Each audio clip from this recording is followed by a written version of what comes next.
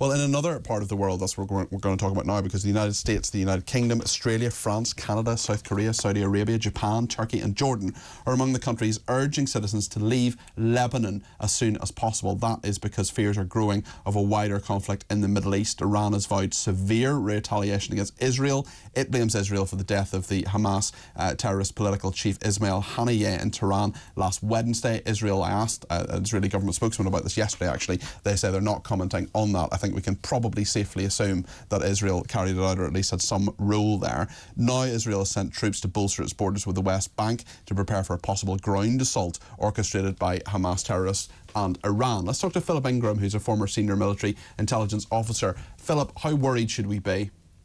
I think we should be very worried. Secretary of State Blinken from the United States warned the G7 only today that he expected the Iranian response to the alleged Israeli attack against the Hamas leader in Tehran to be within the next 24 to 48 hours. So, any time from this evening to Wednesday evening is when Secretary of State Blinken thinks it could happen. So that's why, so many countries are urging their citizens to get out of Beirut, because this could easily spill over into a much larger conflict. And that's why different nations, including the UK, have pre-positioned ships and aircraft to get citizens out if they can't get out through commercial means. The person who was assassinated, Ismail Haniyeh, I mean, he's not a nice guy. He's a Hamas leader, he's a terrorist. I'm going to shed no tears for him. But was it the right decision to assassinate him, or would this just escalate things? Well, that's difficult to answer, because I don't know what the criteria were used to deal with them, and we still don't know exactly who it was behind it. I suspect, like you, it was Israel.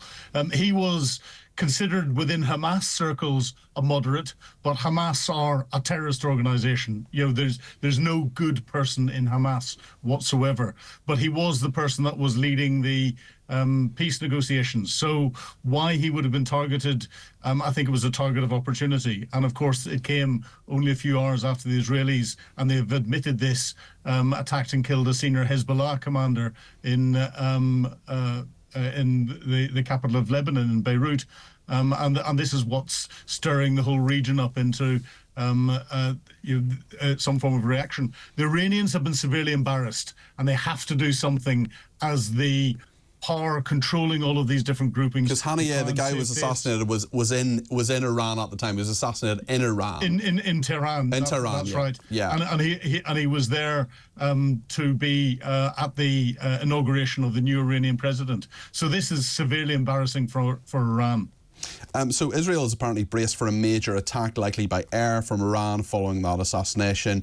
You talked about Blinken. G7 countries have issued a joint statement urging all involved parties to once again refrain from perpetuating the current destructive cycle of retaliatory violence, to lower tensions and engage constructively toward de-escalation. I mean, they haven't a hope in hell of that happening in the next few days, have they?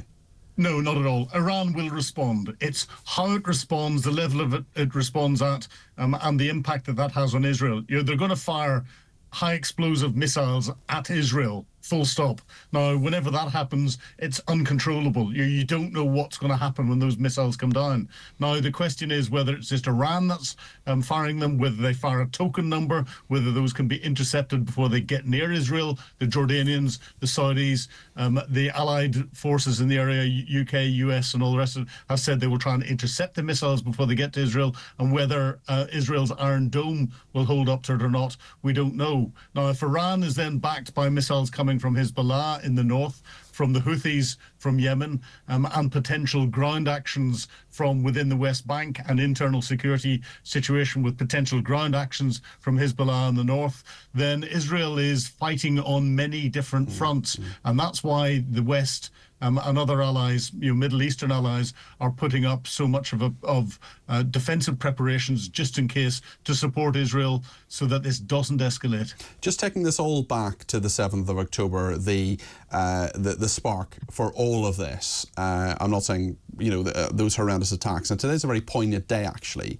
because it's the 5th birthday of a little boy called Ariel Bibas, who has his fifth birthday. He is in Hamas captivity in Gaza. He was kidnapped 304 days ago on the 7th of October, along with his mother Shiri, his father Yarden, and his 9-month-old brother Kfir.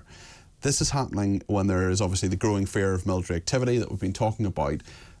What I want to happen is the violence to stop. I want some sort of resolution to this, and I want those hostages released. But that just seems so far away at the moment. In fact, we seem every day to be getting further and further away from that, Philip. Do you agree? I agree completely. Hamas could stop it tomorrow by releasing the hostages.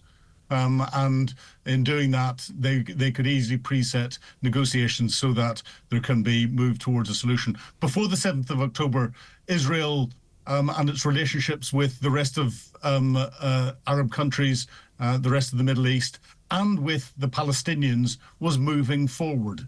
The thing that put it back was Hamas's unprecedented, horrific attack against Israeli civilians, their murder, rape, and desecration of individuals on that 7th of October attack. You can't begin to put in words. I've seen a lot of detail that is not necessarily out in the public domain, and you cannot put that into words. Philip, thank you. Philip Ingram there, former senior military intelligence officer.